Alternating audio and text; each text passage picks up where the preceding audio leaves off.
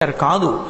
లయ అంటే స్వల్పకాలిక లయము అంటే నిద్రాకాలిక సుఖాన్ని ఇస్తాడు, నిద్రపోయేటట్టుగా అనుగ్రహిస్తాడు, దానివల్ల శక్తి పొందుతారు.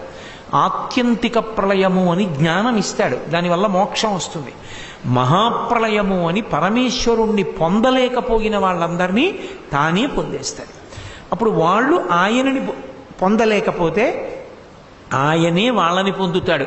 ఒక మైనపు ముద్ద వచ్చి నల్లపూసల మధ్యలో పడిపోతే నల్లపూసలన్నీ మైనపు ముద్ద కంటుకున్నట్టు మహాప్రళయమునందు పరమేశ్వరుడే ప్రాణులన్నిటినీ తాను పొందేస్తాడు.